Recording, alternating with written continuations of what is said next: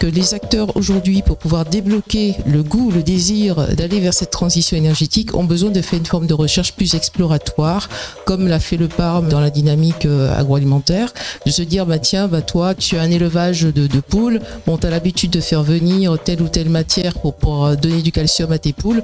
Est-ce qu'on va peut-être voir si en Martinique, il n'y aurait pas un équivalent, comme ça, tu n'aurais pas à le faire. Et c'est peut-être voir les choses sous cet angle-là, plutôt que de dire, on va faire de la recherche de manière très large. C'est très concret et je pense que le public fait déjà remonter. Donc on peut, à partir des gisements, au niveau de la démarche que nous menons à Entreprises Environnement, d'écologie industrielle, nous avons déjà une base de données qui nous fait remonter suffisamment d'informations sur des gisements existants, sur des besoins d'entreprises qui disent j'ai besoin de pouvoir me débarrasser, ne serait-ce que ça. Et nous avons cette expérience de vouloir résoudre un problème plutôt que de simplement le voir dans un concept. On veut résoudre des problèmes sur le territoire. Et donc, on va poser un regard extrêmement pragmatique sur les besoins des entreprises, sur les gisements qui existent et sur ce que les entreprises voudraient faire.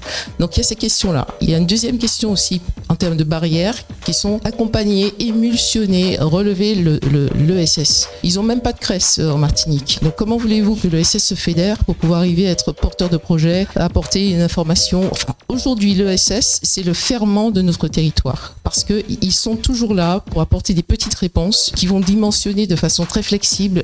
Et aujourd'hui, l'ESS n'a pas de fédération. Voilà. Et nous avons besoin de les accompagner, de pouvoir leur faire remonter les besoins du territoire en leur disant aujourd'hui en Martinique, on a tel ou tel problème par rapport à la palette cassée. J'aime beaucoup parler de la palette cassée. On a beaucoup de palettes cassées qui s'en occupent. Voilà. À la rigueur, on a beaucoup de palettes déjà tout court, mais la palette cassée qui s'en occupe. On a les invendus de boulangerie qui s'en occupent. Bien sûr, les pêcheurs les prennent, les agriculteurs les prennent, les éleveurs les prennent. On pourrait fédérer quelque chose et créer quelque chose. On a bien sûr les déchets du BTP. Si on veut aller sur du lourd, on a les engrais naturels. Il y a une grande déperdition au niveau du lisier, de porc, au niveau de... On a nos déchets carnés qui, aujourd'hui en Martinique, ne sont même pas traités de manière réglementaire. On fait un grand trou, on met de la chaux et on les met. On a près de 1500 tonnes par an, par bruit, alors qu'on pourrait créer de la méthanisation, on pourrait créer énormément de choses avec ça. Donc on a du travail à faire. Les abattoirs, les secteurs boulangerie, des GMS, etc. Quand ils ont des viandes carnées, ça part et c'est enfoui. Alors qu'on pourrait en faire beaucoup de choses. Donc il y a matière en fait à ce qu'un porteur de projet se lève sur ces matières-là et propose une valeur qui puisse servir au territoire en entier.